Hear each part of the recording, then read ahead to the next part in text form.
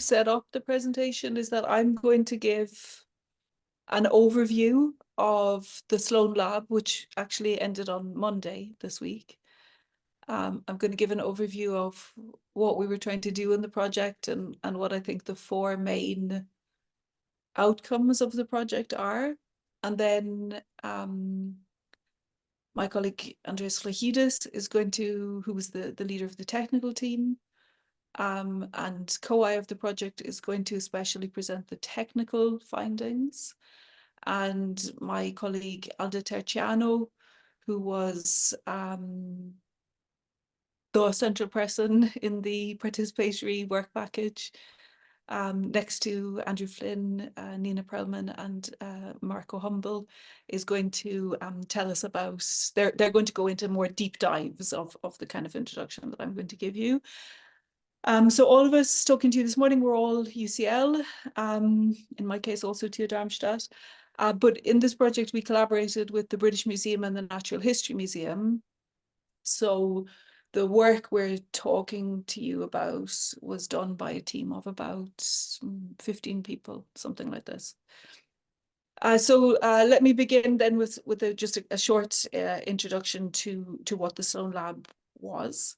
So the Sloane Lab set out to explore with 4 other so-called discovery projects funded by the Arts and Humanities Research Council towards a national collection programme, how cultural heritage and the materials that describe it may be interconnected with digital platforms. So we were one of the 5 funded discovery projects. Our project was called the Sloane Lab, Looking Back to Build Future Shared Collections. And we wanted to explore this question through the microcosm of the collection that was brought together by Sir Hans Sloane, and a vast network of traders, donors, and enslaved individuals from about the 1680s onwards. This collection is described by many as being the actual founding collection of the UK cultural heritage sector.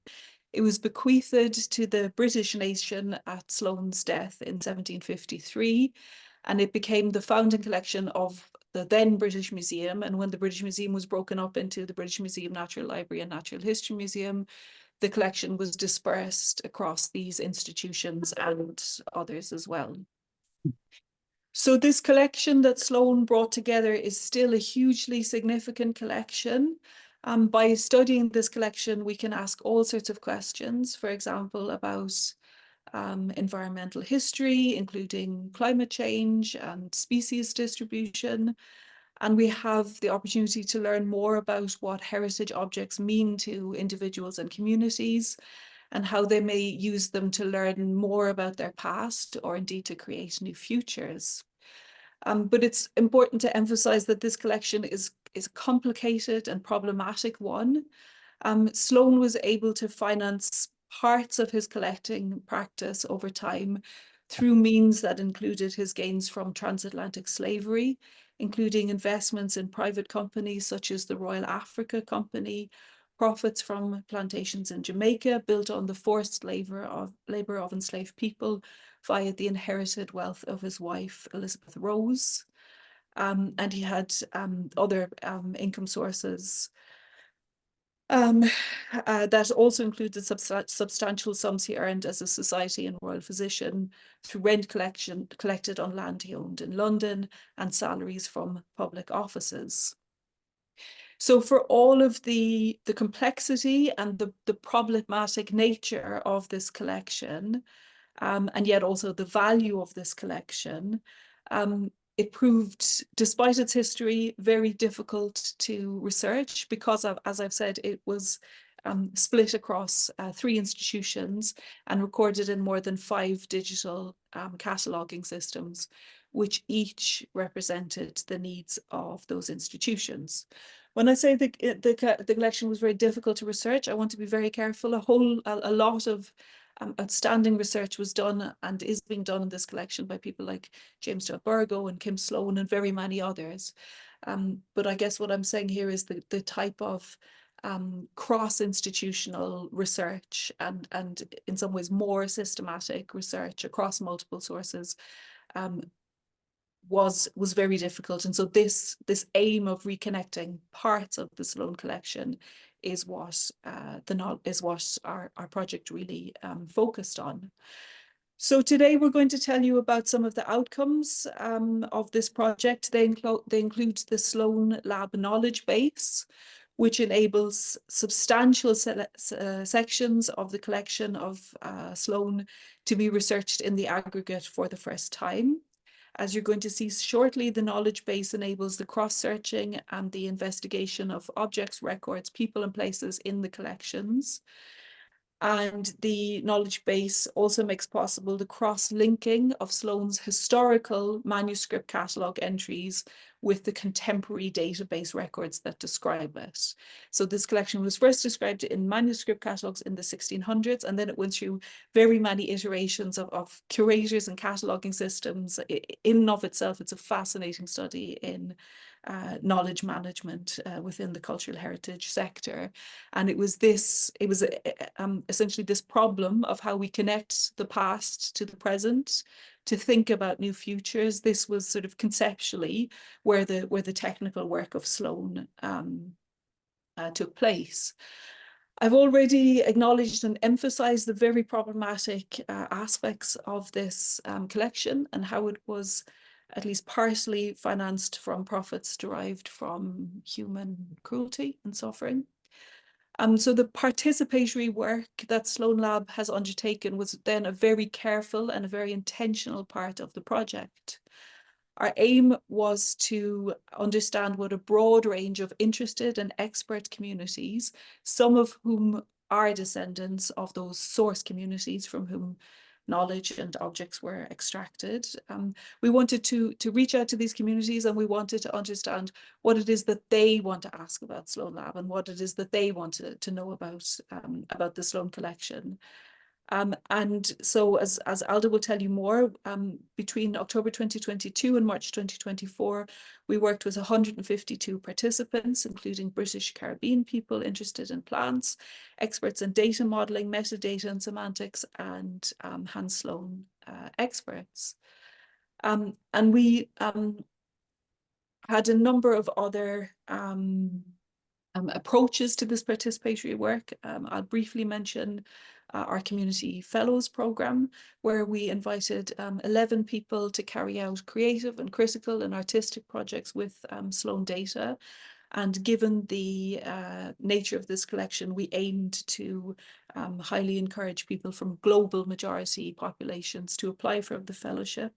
And in the event, we managed to award 5 of the 11 fellowships to people from global majority communities. And I guess to close, so as I said, Andreas and Alda, they're going to go into a lot more detail about our technical and participatory work. In terms of our important findings, I think the way that we put this participatory encounter really at the heart of Sloane Lab, so that there was this ongoing and sustained engagement between the technical work and the participatory encounter. That's been hugely important, not only so we could think about, what would multivocalic reflections and contextualizations of this collection be in the data sense, but this also had impacts in the real world sense. So the British Museum led, for example, an exhibition that took a travelling exhibition in Wales and Northern Ireland that again invited members of the local community and global majority colleagues to work with the collection and to really ask questions about who it is that gets to choose how these histories and stories are told, and who it is that gets to choose even which objects can be included in such collections and how they can be contextualized. And I guess I would just conclude by saying that so in some very concrete ways, I think our important findings are, of course, the Sloane Lab, where this new research will be enabled on aspects of the Sloane collection. From Alda's work and the participatory work, there's a whole number of instruments and papers that are awaiting that will inform others within the digital humanities and the cultural heritage sector, how it is that we can put this participatory encounter at the center of our work. There seems also to be something that's a little bit more kind of intangible, and that is I guess the finding that we have around the trans-sectoral partnerships that are really crucial to support this kind of work. The funding, so we receive very generous funding from Tank, more than £3 million to do this work. But this was necessarily a short-term investment, and the programme as such has very unfortunately come to an end. And so now it's on us, as it is on all academics, to think about some follow-up funding. But I guess irrespective of this funding, what really strikes us is just the importance of these partnerships that we as digital humanists need to have with cultural heritage communities, with communities of interested and expert people, because that's our responsibility, I think, in the kind of the cultural heritage work that we do. To build those connections so that new projects can be undertaken, but also to ensure that we are not having a monopoly of interpretation or modelling, and that we're doing that very much in a way that invites all of the voices to the table who want to be at the table.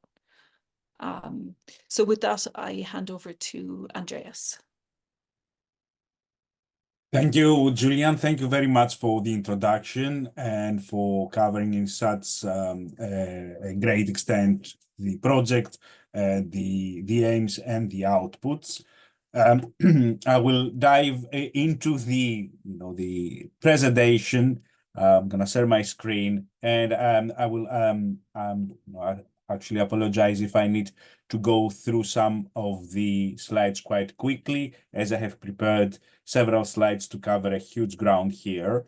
But please feel free to add your questions on the chat, and hopefully we'll get the time to discuss. So basically, can you see my screen all right? Yes? Great. So innovations for a unified digital collection. And Julianne has already covered much of the background, so I'm going to go rather quickly here. Indeed, the Sloane Lab was funded by the Towards a National Collection, a UKRI project, together with another 5 and another 4 projects. Julianne also mentioned the scale of the team here. And as you can see, there are many people involved. So the work that I'm presenting, it is basically the work of many people that have been coordinated in this huge project for the last 3 years. And again, in terms of the Sloane collection, Julianne has already highlighted what this collection is about, and she also highlighted the origins of the collections and the connections to the transatlantic slave trade and the Africa enslavement. We could see later on from a technical perspective how some of those issues have been addressed. At the core of the research question and the research aim of the project is clearly bringing together, if you want, the past and the present.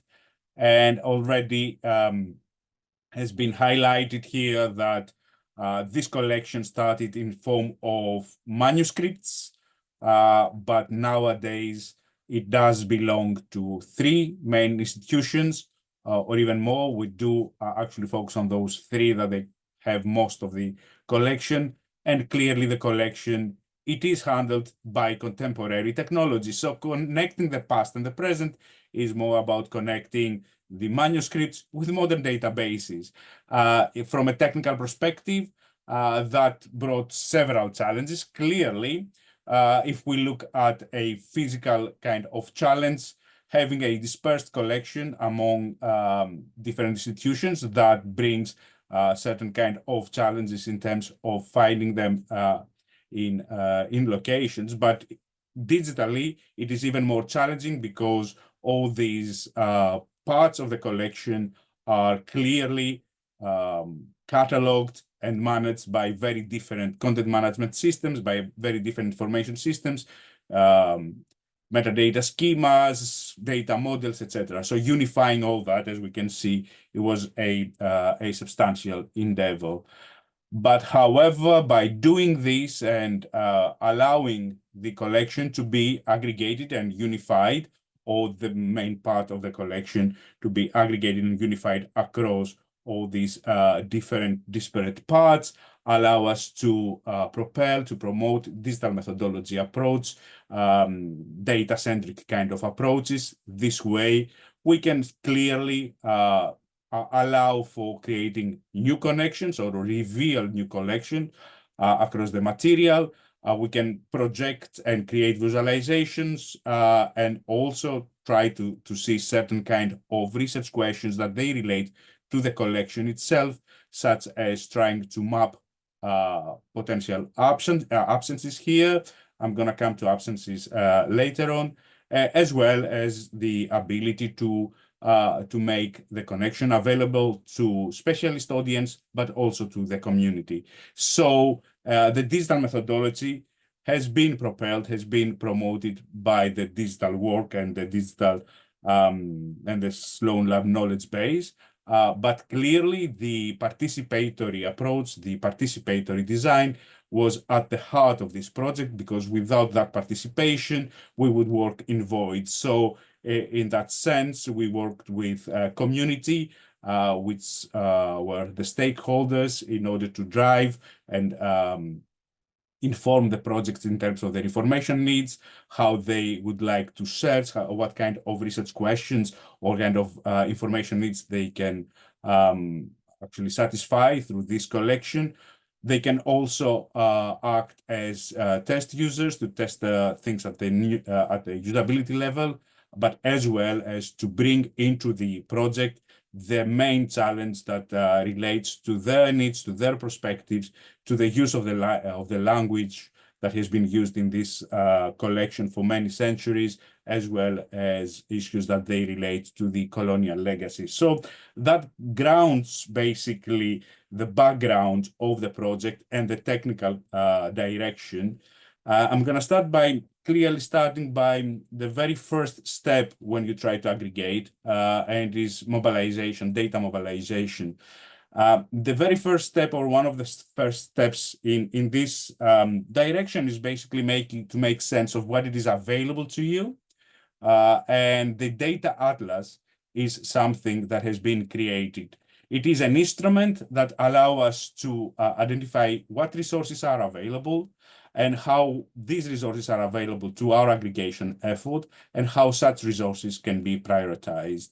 There is a whole paper written around the data atlas, and I'm not going to go to massive detail, only to show you here the end result, which is basically a visual depiction together with a whole lot of documentation that comes with it, that basically summarizes visually the numbers of data sets that are spread across the institutions, as well as major projects that they relate to the collection. So what we can see here, that we do have data sets or manuscripts that have been transcribed, or there are different levels of digitization, as well as we have contemporary data sets in form of group of objects, and how these are somehow realized into different sections of that collection.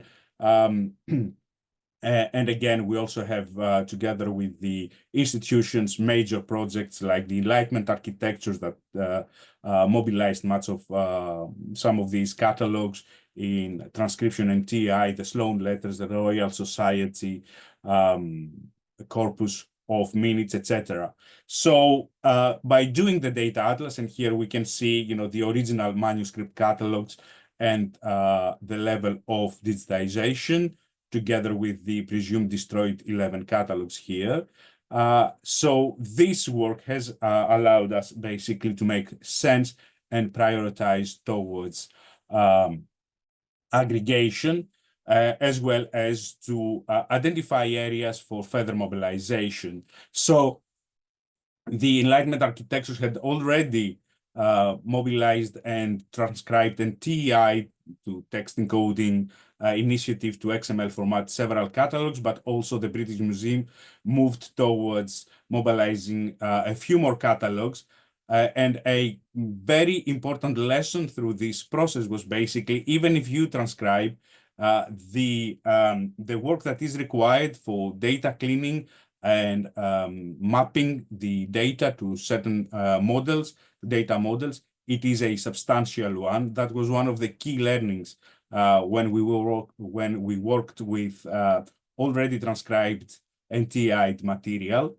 But one of the most important mobilization tasks, if you want, or mini projects within Sloane, was mobilizing the John Ray's Historia Plantarum. So the Plantarum basically is an encyclopedia of plants, if you want, of that time, of Sloane's time, and the personal copy has been used as an index to the herbarium. There was no mobilization or there was no digitization of that material in any form other than having these pages of the personal copy imaged.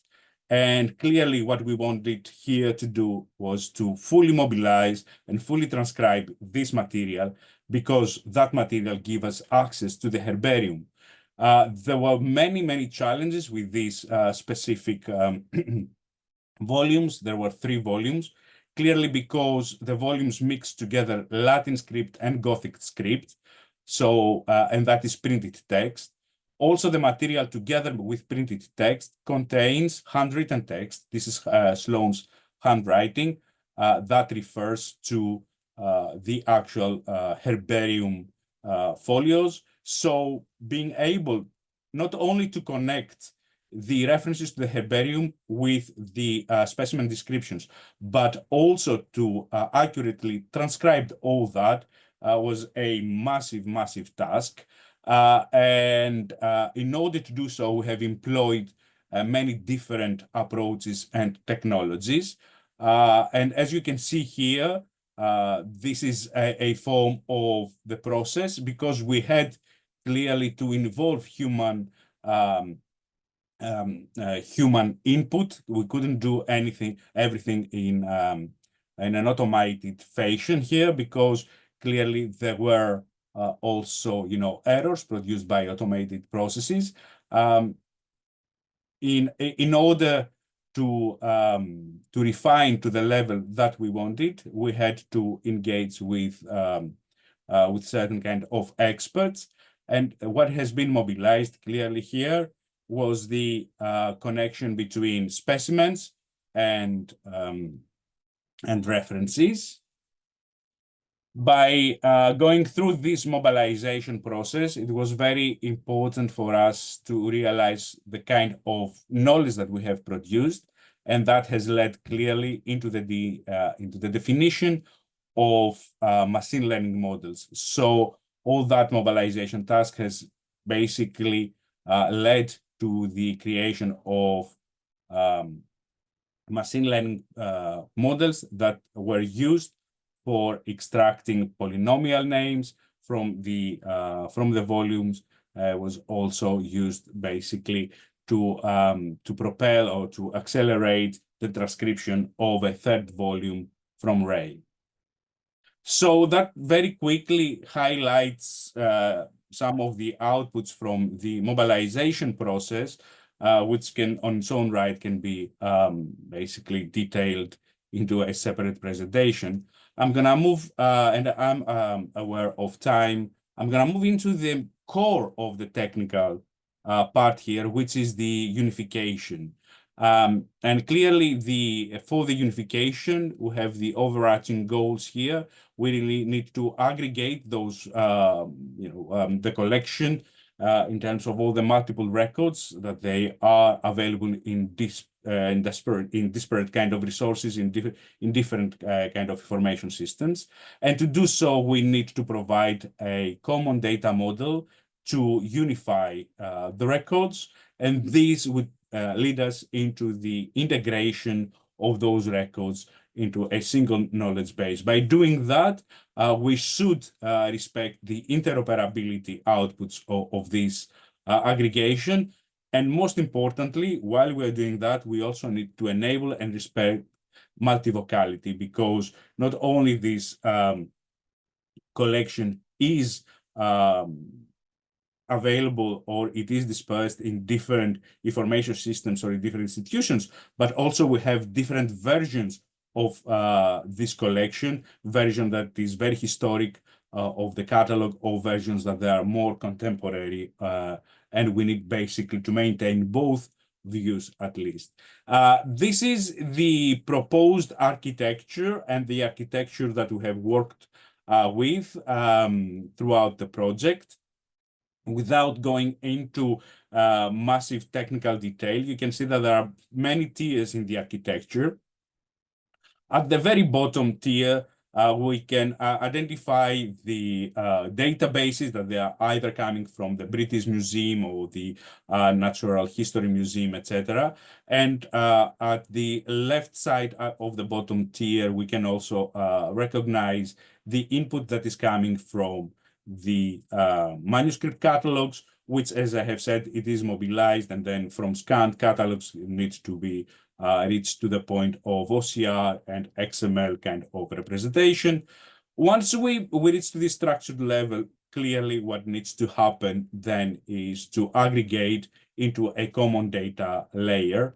And that is a process of mapping data to a common data layer to common semantics. This is a work that has been done in the digital humanities cultural heritage domain catalogs in several occasions, and we do use CDOC-CRM, and we extend CDOC-CRM. I'm going to discuss that later on. But most importantly, when it comes to the knowledge base, we need to find a way to interrogate, to engage with some inferences, with artificial intelligence, with visualizations, as well as to enrich the knowledge base with links to link data, to vocabularies, etc. On the left-hand side, we can see other areas of interoperability that they relate mostly not only to the accessing of the data through APIs, but also publishing the data in formats that they are understandable and interoperable in the broader link data cloud. So that somehow captures the main direction, if you want, of the architecture. And this has been translated into the knowledge lab knowledge base. So I have already mentioned that we do have the historical catalogs that we aggregate. We also do have the contemporary catalogs that we have aggregated, but together with that comes the newly annotated data or the mobilized data and links to external resources. But at the core of unification is the object problem, or basically how do we ground, how do we approach, if you want, the core element of aggregation. What do we aggregate? Do we aggregate objects here, or do we aggregate something else? And clearly, the object problem, is very apparent. Or became very apparent at early stages. Because although we do talk about a collection of objects, clearly, the objects were not always defined, mostly at the historical records. And that was because it was not always quite clear what are the boundaries of those objects. So here we can see an example that a red coral is growing on a rock. So what is the object here? Is it, the whole thing? Is it just a coral that is growing on the rock, etc.? So because of this kind of ambiguities, we took the approach to aggregate at an information object level, because what we really aggregate here is metadata about objects, so we can treat them as records rather than specific objects. And in this respect, we do have the information object, which can be either a historical information object or a contemporary one. Basically, it could be originating from the manuscript catalogs or from the contemporary databases. But in most sense, they do are about, or they do refer to, a physical object. Here is the multivocality view in full scale. What we see here is two records about the same object. And so we do have the historical object, which is a cup of a gray soft stone, but the same thing is being described as a cup surrounded with open lattice of flowers. So we do have some different views about the material of these object. So historically has been described as a gray soft stone. Contemporary databases reflect or list it as a soapstone. Again, there are differences between how we understand those objects through a curational practice that spans 300 years. So you could see here the way that we have dealt with it. We have introduced specific extensions to CDOC-CRM, which are denoted here with the prefix SL. So it is Sloane Lab, is specifically about a material. And also we do assign degree of confidence, and we do also assign types. That has helped us to deal with the multivocality and unification process of the collection. We can have further discussions about that with people that are more interested around the semantics and the CDOC-CRM modeling, and our data model describes all that in detail. So once we have everything aggregated, so the main aim here is basically to work to promote certain kind of research views, questions, needs. The aggregation is not a task that is it is important, but it is not something that is the end point. Is basically it is there to facilitate, to enable research to happen. So our knowledge base in numbers, you can see it here. It reached over 1.4 million RDF statements, 64,000 objects, etc. You can see the numbers on the screen, but mostly allowed to query this rich data set, if you want, this rich aggregated data set in very many different ways. The typical keyword search is something that we all know, but together with that, the knowledge base allows for structure search, allows for linked data views, allows for certain kind of visualizations, and as well as Sparkle queries that they can give us more advanced ways into the data. The knowledge base also, it is quite rich in promoting visualizations. And here are some of the visualizations that we have used. There are projections on the map. There are aggregations of entities as people and places. We can have, or objects, we can have statistics around the database or the data sets in the knowledge base, as well as views, graph views that explore the rich environment of connections. You can see here, for instance, how this can be further explored and interrogated using Sparkle. To those that they are familiar with the query language, it can really become very powerful when it comes to querying graphs and knowledge graphs.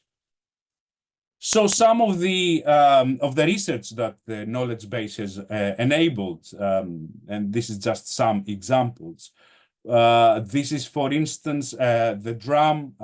This is a huge story behind this drum because it's been donated to Sir Hans Sloane from Virginia by the mysterious Mr. Clerk. But the drum itself, although originally has been identified in the collection as an Indian drum, through the curational practice, through looking at it carefully, it was figured out at some point, I'm not quite sure, maybe it was in the 20th century, that this is not an Indian drum, this is an African drum that traveled from Africa to the New World via the slave trade.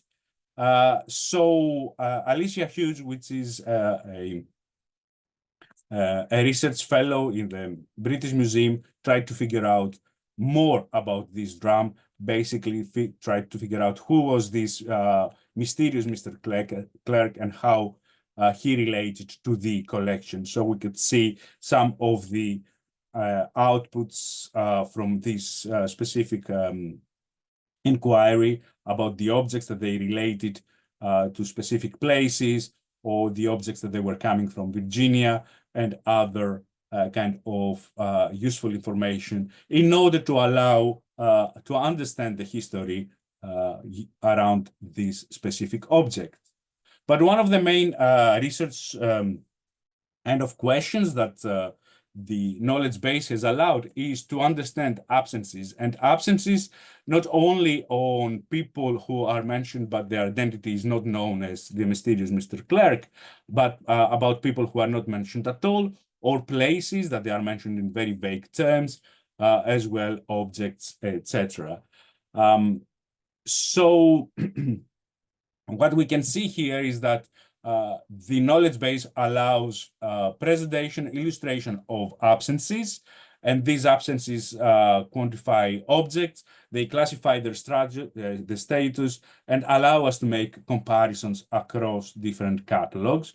I'm moving quite quickly, I'm sorry on that point, because I'm aware of time, but the knowledge base allow us basically to look carefully into the collections, into how collections are aggregated in the knowledge base. And here, for instance, is the very first set of a specific area in the collection relating to pictures and drawings. With green, we can see the instant connections between past and present, between historical and contemporary catalogs.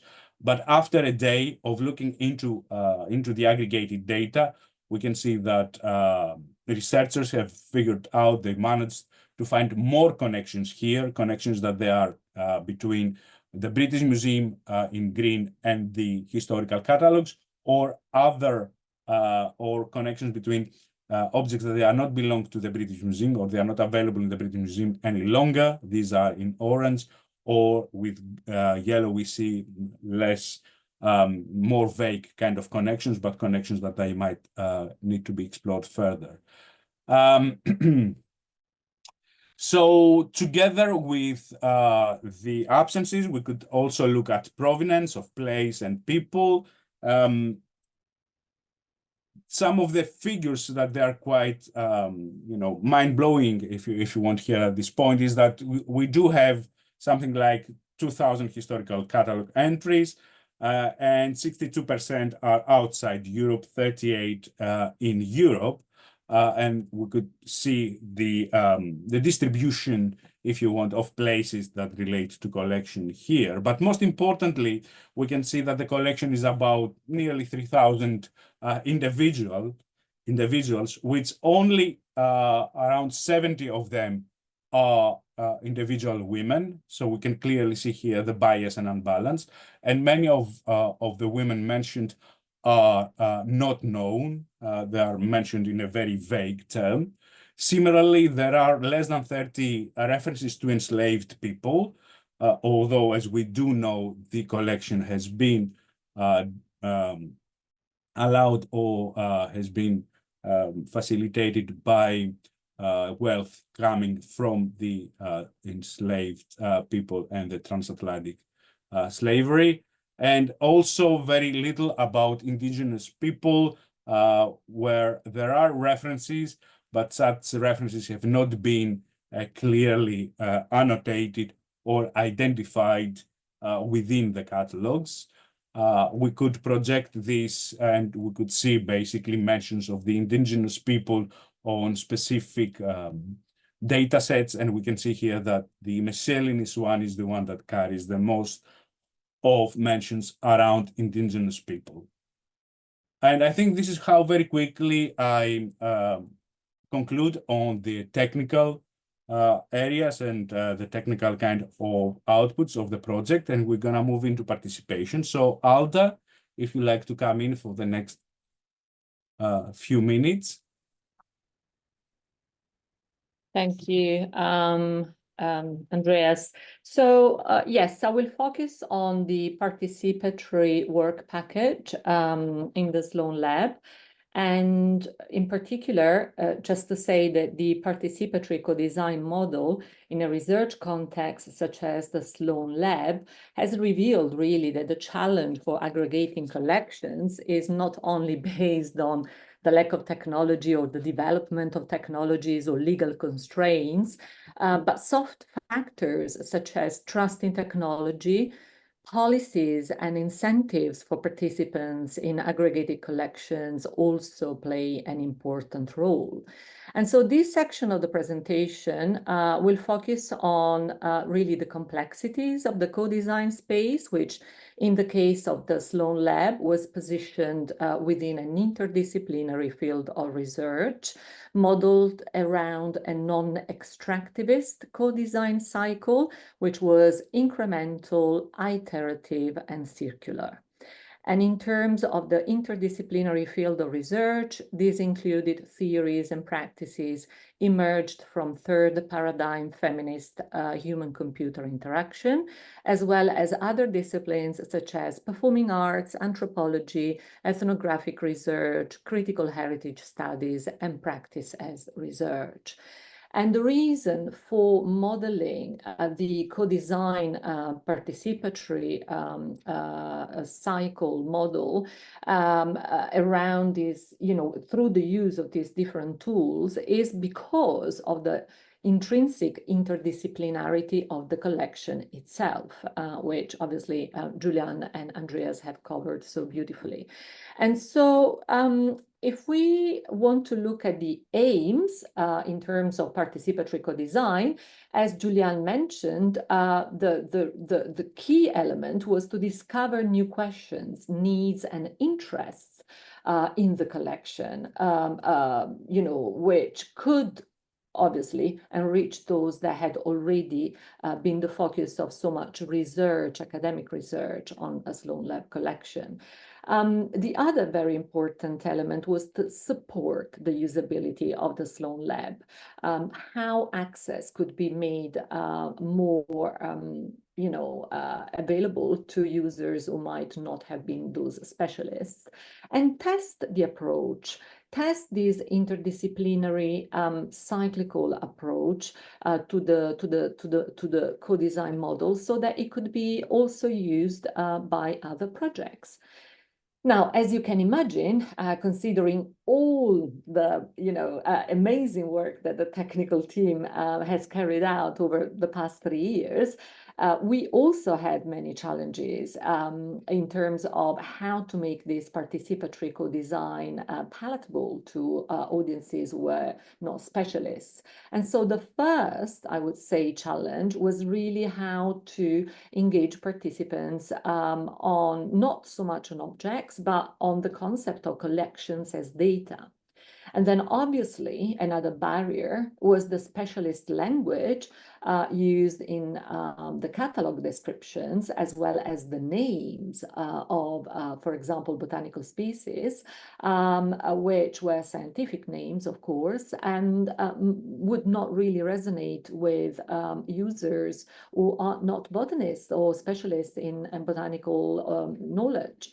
The variety of users and uses was very much at the core of the participatory process, as Julianne explained. We engaged with a huge variety of participants from different walks of life and disciplines.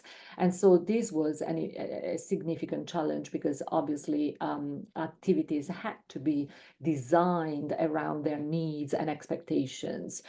And the other very important point was how to integrate new questions that would emerge from one activity so that the next activity could be designed by incorporating these new questions in an incremental manner.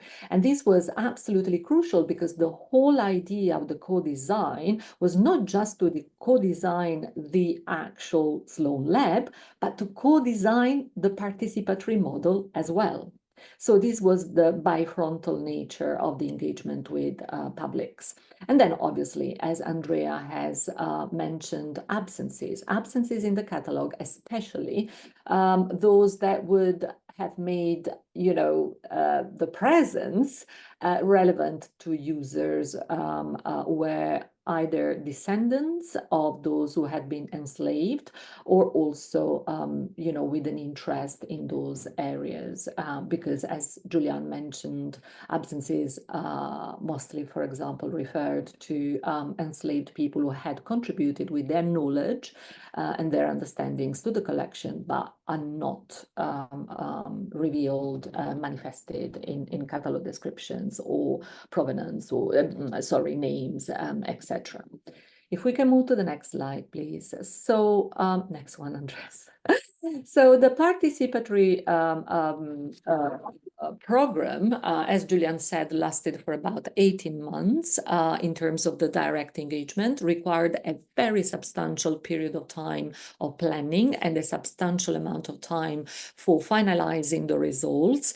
During the time of delivering the program, we basically, in order to co-design the lab, we delivered a number of in-person workshops, focus groups, and digital activities, which took part nationally and in various locations, including the Natural History Museum, UCL, the Down County Museum, the Sloane Museum, the Sloane Center, both in Northern Ireland, and then a Brixton community venue in South London.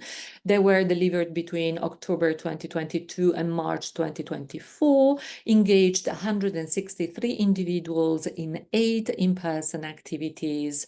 And these, as I mentioned, basically, you know, covered a very substantial number of disciplines and potential users of the collection.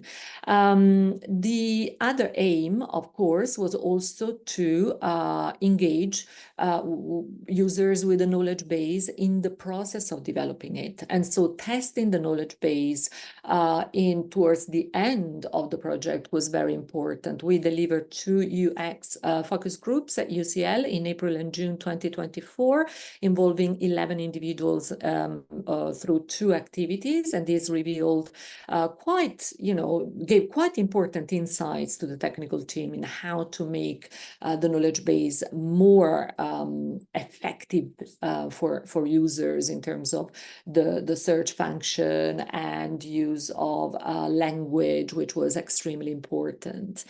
The other aim of the program was dissemination, because apart from expert users and interested users, such as historians and academics, the Sloane Lab collection was not really much known, not even to people interested in botanical species outside of academia.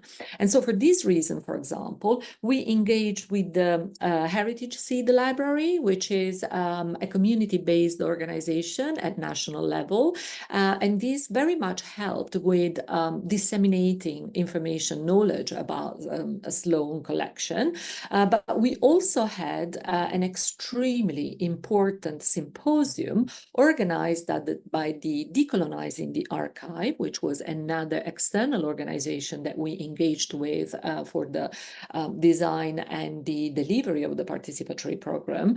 And this symposium was delivered by the Decolonizing the Archive at the Rich Mix in June 2024, and it was highly successful, engaging more than 100 participants.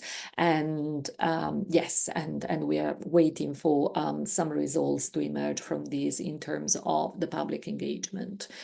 The recommendation, no, that's fine. We delivered also some online activities which allowed us both the recruitment of participants, but also understand in more details what kind of uses and interaction currently exist with Sloane collections.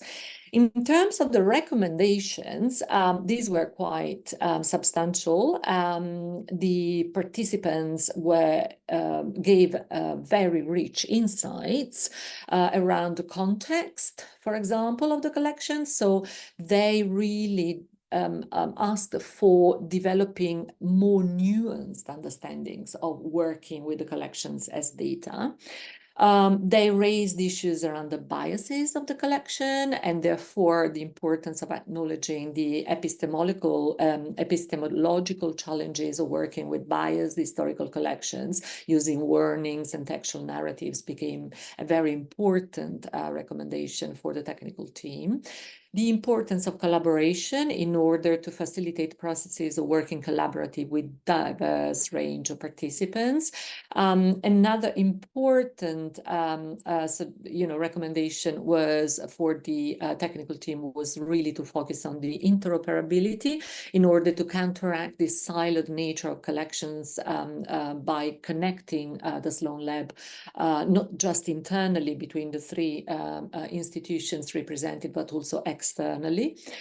Enrichment through the use of visual aids, such as video tutorials, visualizations, graphs, diagrams, and I'm very proud of the work that the technical team did in terms of creating these beautiful tutorials, which are available on the YouTube channel and can be obviously accessed via the knowledge base, and in general issues obviously around accessibility. So making links intuitive, accessible was absolutely paramount for users. Next slide, please, Andreas. Yes, Alda, in the interest of time, because we are reaching almost half past, and we should allow people also give the chance for some questions. If I may very quickly mention that there was another section about community fellows, because we have engaged with a large set of community fellows that they brought additional, if you want, paradigms to research here with the knowledge base and the collection. It is only just to mention the fellows at this point. So we worked with Gail Gong-Kwan, with Dorothy Kaibaya Seboya, Anna Sophia Lipolis, Gethin Rees, Hannah Corsworth, Philip Onley, Germaine Watkins, and lately, because there were 3 phases of the fellowships, with Lucille Zunger, Rosemary Greenan, with Dr. Rosalind White, and Joanna Busik. So you may find more about these fellowships from our website, sloanelab.org. And there were a large range of lessons learned, again, by engaging with the community fellows. And some of the concluding thoughts here. It is quite hard to complete a knowledge base. It took us 2 years, with the challenges around co-design and visualizations, challenges around institutional collaborations. Most of those things have been already highlighted by Julianne at the very beginning of the talk. The issue about the iterative engagement and reshaping the project, and clearly how to make all this work transferable. I think we're just on time, and we may at this point allow for a few minutes to take some questions, if that's all right. Thank you, Alda, and sorry for interrupting at this very last moment, but just to give time for people to raise any questions.